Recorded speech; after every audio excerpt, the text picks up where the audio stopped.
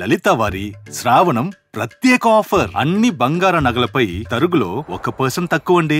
Diamond జ్యువెలరీకి carrot కు 5,000 తక్కువండి. ఇతర షోరూంల ఆఫర్లతో పోల్చి చూడండి. నగలు అలాగే కొనాలండి. అసలు సాయిబాబా దేవుడా కాదా? ఆయన హిందువా ముస్లిమా? అంటే ఏ శాస్త్రాలు మీకు చెప్తున్నాయి ఈయన దేవుడు అని మేము క్వశ్చన్ చేయాల్సిన అగత్యం ఈరోజు ఏర్పడింది.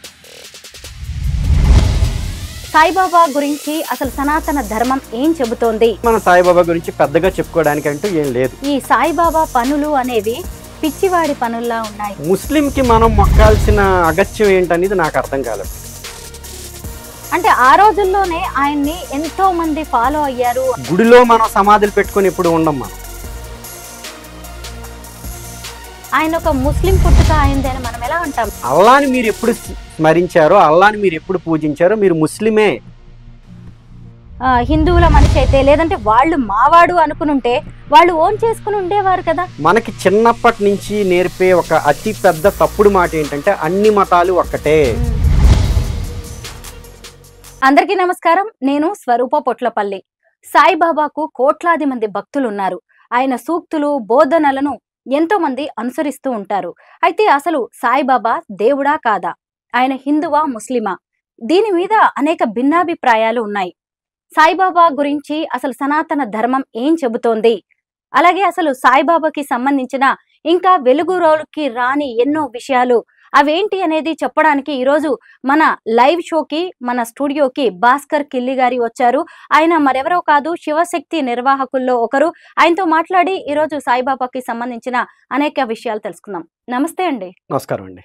మీరు సాయిబాబాకి సంబంధించి ఎన్నో వీడియోస్ చేస్తున్నారు, నేను చూస్తున్నాను. అసలు సాయిబాబాకు సంబంధించిన మీకు తెలిసిన చరిత్ర ఏంటి? సాయిబాబా మీద సచ్చరిత అంటే సాయిబాబా సంస్థ ట్రస్ట్ వారు ఒక పుస్తకాన్ని ప్రచురించారు. దాదాపుగా ఈ సాయిబాబా భక్తులంతా కూడా దానిని ఒక ప్రమాణంగా తీసుకుంటారు.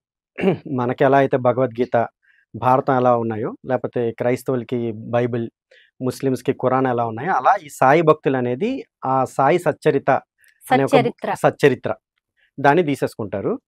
సో దాంట్లో ఉన్న కథ అంతా కూడా వాళ్ళు పూర్తిగా కూడా పారాయణం చేస్తారు. ఎలా అయితే మన హిందూ దాంట్లో ఉన్నదో వాళ్ళు కూడా అలా చేసి దాన్ని నమ్ముతారు. అయితే దాంట్లో చెప్పేది ఏంటి అంటే ఈయన 16 సంవత్సరాల వరకు కూడా సడన్గా ఎప్పీర్ అయ్యారు. ఆయన ఏంటి అనేది మనకి తెలియదు. ఆయన పుట్టుక, ఆయన తల్లిదండ్రులు ఏంటి అనేది మనకి తెలియదు. సడన్గా ఒక చెట్టు కింద అవుతారు. ఆ తర్వాత ఆయనకు కొంతమంది భక్తులు ఏర్పడతారు. దానిని ఏమంటారంటే ఆయన ఒక అవధూత అన్నట్టు ఫస్ట్ వచ్చింది. దాని తర్వాత ఆయన కొంతమంది భక్తులు లేదు ఈయన ఒక సద్గురువు. దాని తర్వాత ఏమైందంటే దేవుడు. ఆ దేవుడికి ఏంటి మరి దేవుడు అని చెప్పాలి అంటే ఎవరికో ఒకరికి తగిలించాలి. సో ఆయన ఈ యొక్క అవధూత దగ్గర నుంచి దత్తాత్రేయ తాలూకు అవతారం అన్నట్టు తీసుకొచ్చారు. సో వీళ్ళంతా కూడా చెప్పిందంతా సాయిబాబా తాలూకు భక్తులే. దానికి ఎటువంటి ప్రమాణం కూడా లేదు. వాళ్ళకి అనిపించింది వీళ్ళు చెప్పారు. ఇది మనకు క్లియర్గా మనకి ఇందులో కనిపించేది. అది కాకుండా ఆయన తాలూకు సర్వాంతర్యామి అని చెప్తూ కొన్ని ఆయన మాయలు చేశారని, ఆయన తాలూకు లీలలు, ఇవే ముఖ్యంగా ఉంటాయి సాయిబాబా గురించి. ఇంతకు మించి మన సాయిబాబా గురించి పెద్దగా చెప్పుకోవడానికి అంటూ ఏం లేదు ఆ బుక్లో. ఆ తర్వాత సాయిబాబా కూడా పెద్దగా ప్రాచుర్యంలోకి కూడా రాలేదు. దాదాపుగా మనం ఇది చూస్తే దాదాపుగా ఒక 10 సంవత్సరాల నుంచి ఇది చాలా బాగా పెరిగిపోయి ఇది ఒక కల్ట్లా తయారైందనమాట. ఎంతలా తయారైంది అంటే ఆ భక్తుల దగ్గరికి వెళ్ళి సాయిబాబా కానీ భక్తుడు కాదు అంటే వాళ్ళు తిరిగి హిందూ దేవుళ్ళనే ఏమైనా అనేంత. లేదు అంటే ఇప్పుడు మీరు చూస్తుంటారు సాయిబాబానే మిగతా దేవుళ్ళని అందరినీ సృష్టించాడు. కృష్ణుడిని సృష్టించింది, రాముని సృష్టించింది, శివుణ్ణి సృష్టించింది, అంతా కూడా ఈ సాయిబాబానే. అంటే ఒకప్పుడు దత్తాత్రేయ అవతారం అన్నది ఇప్పుడు మన హిందూ దేవుళ్ళని కూడా సాయిబాబే సృష్టించాడు. ఆయన అసలు ఈ సృష్టికర్త అనే వరకు ఇది వెళ్ళింది. ఇది ఏంటంటే కొన్నాళ్ళకి పూర్తిగా మన హిందూ ధర్మాన్ని పూర్తిగా కబలించే పరిస్థితికి చేరిపోతుందనే ఒక భయం అయితే కలుగుతుంది. మనం చాలా వరకు ఈ సాయిబాబా గుళ్ళకి వెళ్ళాం అనుకోండి, అంతేకాకుండా ఎక్కడెక్కడో అంటే డిఫరెంట్ ప్లేసెస్లో ఈ సాయిబాబా తాలూకు విగ్రహాన్ని పెడతారు. కిందని చూస్తేనేమో శివుని తాలూకు లింగం కానీ లేకపోతే మన ఇతర దేవుళ్ళ తాలూకు విగ్రహాలు కానీ సాయిబాబా పాదాల కింద పెడుతున్నారు. ఏమంటే వీళ్ళందరికీ సృష్టికర్త ఆయనే అంటున్నారు.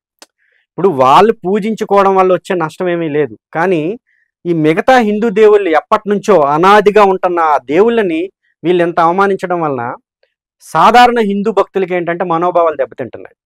నెక్స్ట్ నేను ఇక్కడ మీకు అంటే మీ త్రూ ఛానల్గా నేను చెప్పేది ఏంటి అంటే రాజ్యాంగ పరంగా ఎవరిని ఎవరు పూజించినా ఎవరు కూడా అబ్జెక్ట్ చేయాల్సిన పని లేదు. అది సాయిబాబా కావచ్చు, మరొకరు కావచ్చు, మరొకరు కావచ్చు.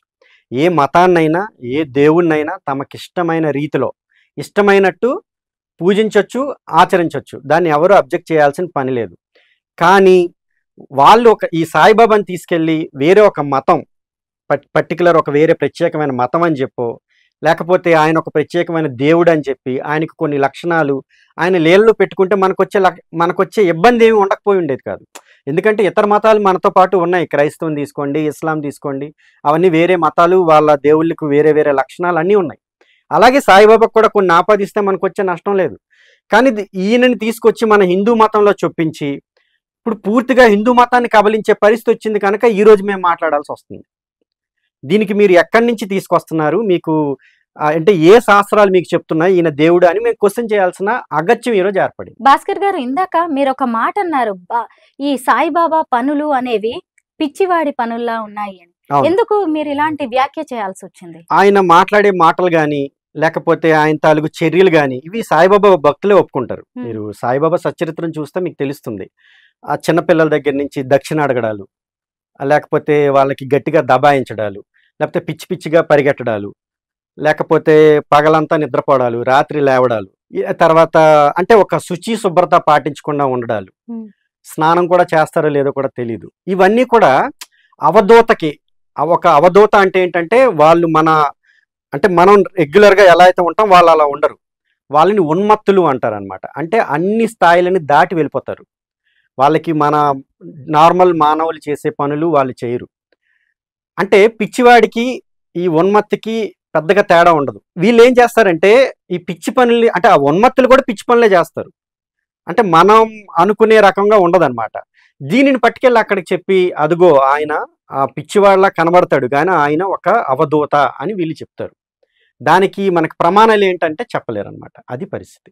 అంటే ఆ రోజుల్లోనే ఆయన్ని ఎంతో మంది ఫాలో అయ్యారు. ఆయన బోధనలు, సూక్తులు ఎంతో నీతిగా విన్నారు, నిజాయితీగా విన్నారు, వాళ్ళ జీవితాలకు అన్వయించుకున్నారు. అదే ఉన్మాదిలాగానో పిచ్చివాళ్ళలాగా కనిపిస్తే ఎందుకు ఆయన అనుసరిస్తారు? ఇప్పుడు అనుసరించడానికి ఇది అంటూ పద్ధతి అని కానీ లేకపోతే వీళ్ళు దీనినే అనుసరిస్తారని చెప్పడానికి లేదండి. చాలా వరకు అనుసరించే విధానం ఎలా ఉంటుంది అంటే వీళ్ళు డైరెక్ట్గా చూసేదానికన్నా విన్నది ఎక్కువగా వీళ్ళ మీద ఆ ప్రభావం చూపిస్తుంది. మనం షిరిడి ఎక్కడుందో మనకు తెలుసా? మనం ఏ రోజైనా అసలు ఆ సాయిబాబాని కానీ లేకపోతే ఆ తాలూకు గుడిని కానీ మనం ఎప్పుడైనా చూసామా? మనం విన్నాం ఆయన ఒక బాబా అంట, ఆయన అక్కడికి వెళ్తే మన తాలూకు కష్టాలు తీరుతాయంట అని. కష్టపడి ట్రైన్ మీదో లేకపోతే ఇంకెలానో వెళ్ళి అక్కడ ఆయన దర్శనం చేసుకొని వస్తున్నాం. నేను కూడా ఒకప్పుడు అలానే వెళ్ళాను. మీరు వెళ్ళారా షిరిడి? వెళ్ళాను. వెళ్ళిన తర్వాత అది యాక్చువల్గా ఏంటంటే ఆయన హిందువే అనుకున్నా. అంటే మనకి 1,00,000 మంది బాబాలు ఉంటారు, గురువులు ఉంటారు, తర్వాత 1,00,000 మంది దేవుళ్ళు ఉంటారు. అలానే ఈయన కూడా అనుకొని నేను వెళ్ళాను.